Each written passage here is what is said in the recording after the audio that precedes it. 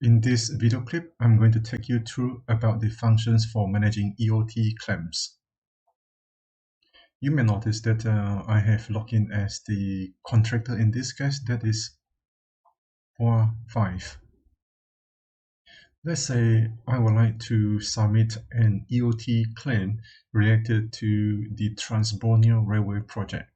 So what can I do is go to this drop-down menu, click on the View EOT Summary. That will bring me to the page where there's a complete list of EOT that has been submitted to the SO.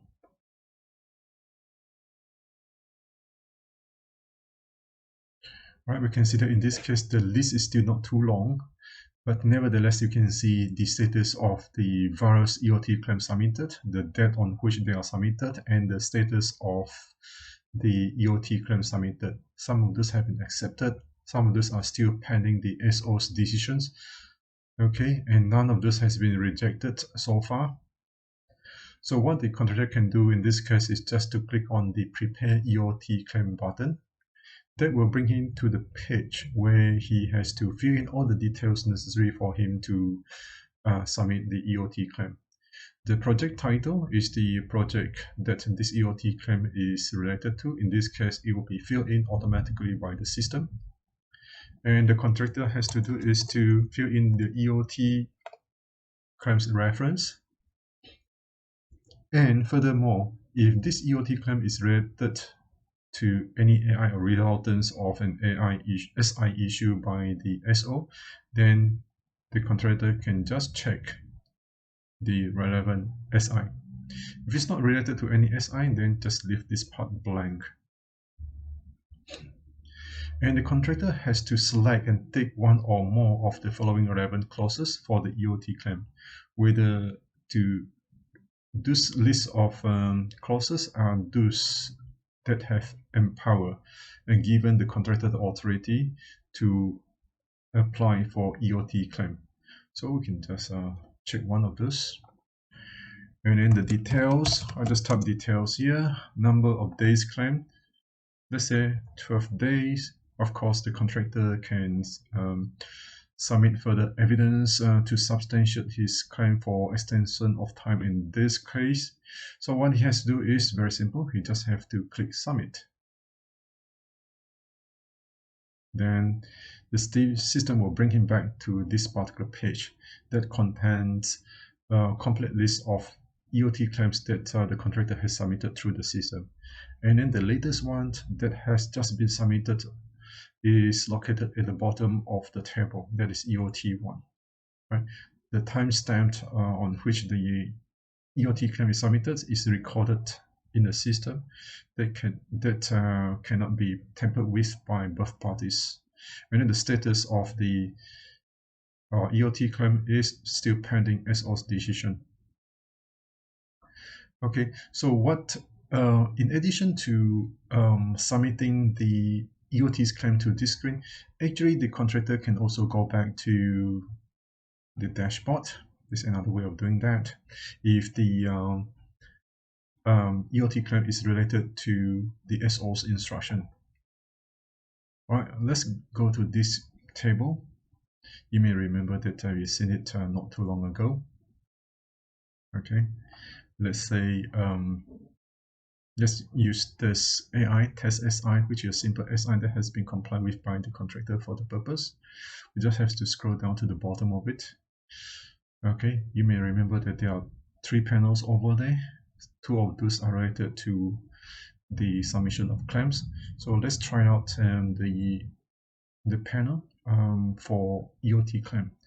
So there's a message here for the information of the SO and the contractor that if the SI has led to the delay in the progress of the project, the contractor may want to apply for EOT claim, and then just click here will lead the contractor to the screen for him to prepare and submit the EOT claim. You will see that actually the screen is very, very similar to the one that you've seen just now. Okay, almost exactly similar. It's just that the contractor has to select from here, okay, the list or the relevant AI that has contributed to the EOT claim or the delays faced by the contractor. Okay, so there are two ways of doing that. So now, with the AI has been submitted by the contractors to the SO, so I'm going to show you what the SO is going to see on his screen. Right. So for me to do that, let me log out from this particular account. Right now, I'm trying to log into the system as the SO in charge of this particular project. Alright, and then the system has brought me back, the SO back to this particular screen. The SO is only involved in this particular project, Trans-Borneo Railway, and you can see here there's a one EOT claimed submitted by the contractor, which is new. So let's click on it. You may remember that the reference for the EOT claim submitted by the contractor is EOT number 1. That is the last one at the bottom.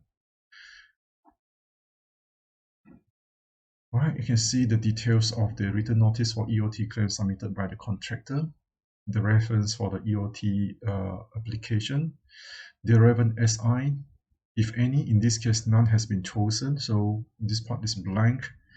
And then the clause that the contractor has selected that has some relevance to this particular EOT claim submitted. In this case, it is clause 40.1 subclause D, and the details of the EOT claims that they submitted, explaining to the SO why the contractor think that he deserved the number of days of extension of time that he's trying to claim.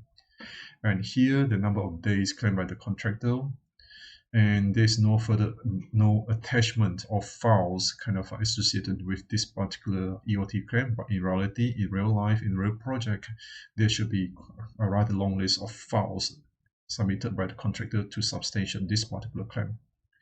So what the SO, so at the bottom there are two panels. At the left hand side one is the panel for related to the decisions of the SO, while at the right hand side there's a kind of another panel related to the certificate of delay and EOT if the SO were to accept and approve this particular EOT claim, and then there will be further and new messages to pop up in this particular panel.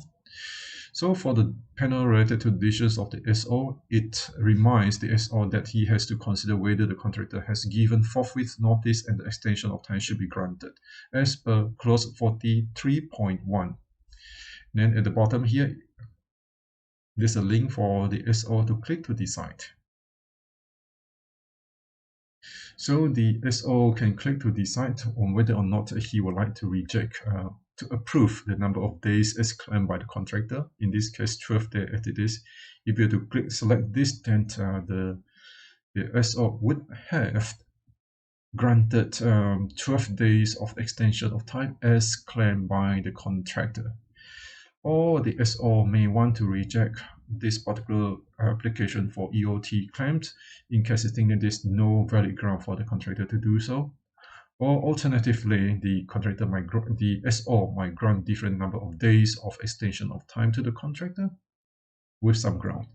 Okay, then the SO can provide some message to the contractor telling him that his decisions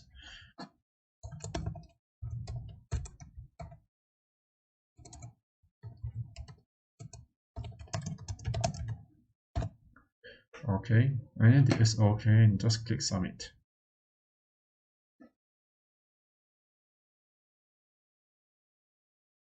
Okay, you can see that the EOT claim has been the EOT claim has been accepted by the SO, and the SO granted 12 days of EOT. The message to the contractor can be seen here as well. Okay, otherwise you can click on this and then you can see the original message from the SO, and the contractor will be able to see this screen as well.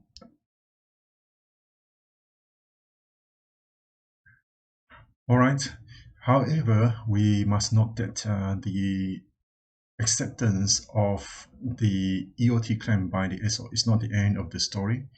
After the SO has accepted the applications for EOT by the contractor, there is additional task for the SO to go through.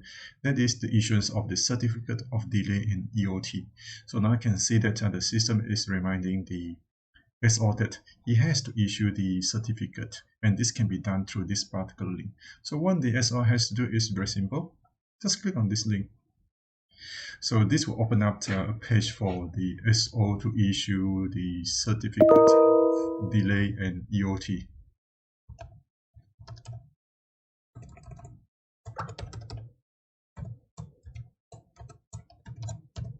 Let's call it certificate of EOT number 1, and then the system has listed down all the EOT claims submitted by the contractor for the SO to choose from.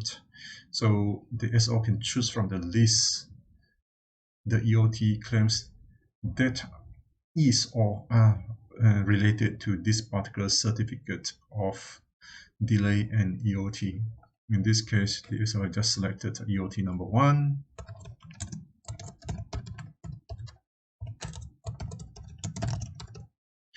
The contractor, here you are.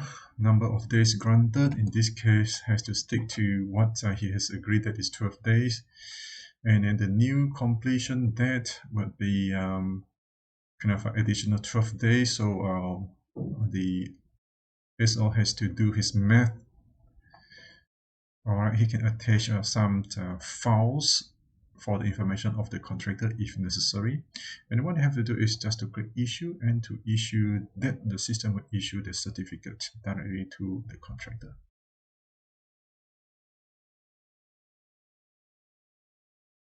Alright, you can see that the certificate EOT one has been issued by the SO to the contractor.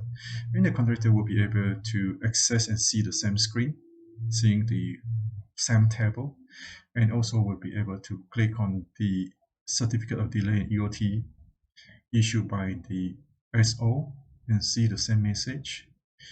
And there are 3 panels at the bottom of the page. The first one is about the work program, second one is about the performance bond, and third one is about insurance. For the panels related to performance bond and insurance, they are just reminders for both the contractor and the SO and what they can do, should do. Okay, and it doesn't contain any links that require further input from the contractor and also the SO. However, for the work program, according to the contract, there's something that the contractor has to do, that is, he has to submit a revised work program, and then within the number of days specified in the contract. And then for him to submit the work program, instead of send it through email, the better way is to send it. Let's look at what the contractor would see upon the approval of the EOT claim and the issuance of the certificates of delay in EOT by the SO. So now I'm trying to log into the system as a contractor involved in this particular project.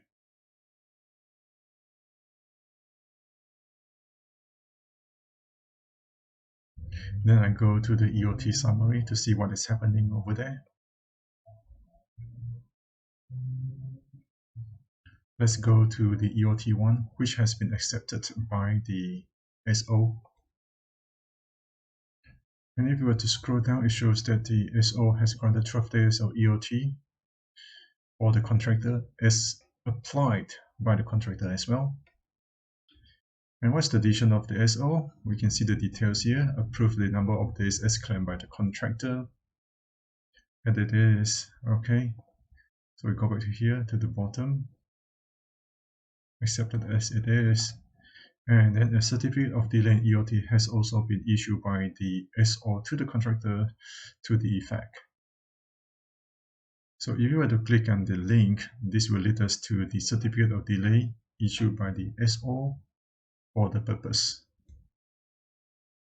And we can see down there that there's an action required of the contractor, that is, the contractor has to submit a revised work program to the SO.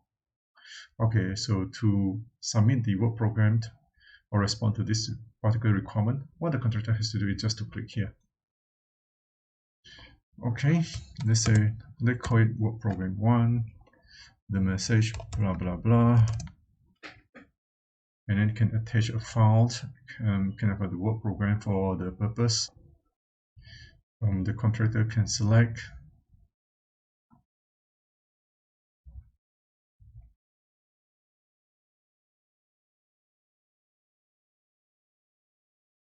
and then click submit.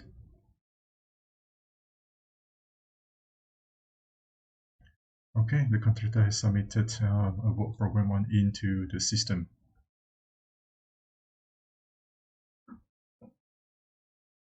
So it's very obvious that the contractor has recorded this in the system.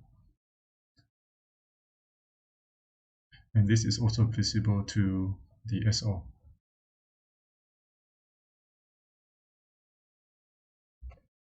The contractor can also drop the SO a message requesting and reminding the SO to either accept or reject this particular work program, or maybe even to request the contractor to supply further information as the clause 12.2.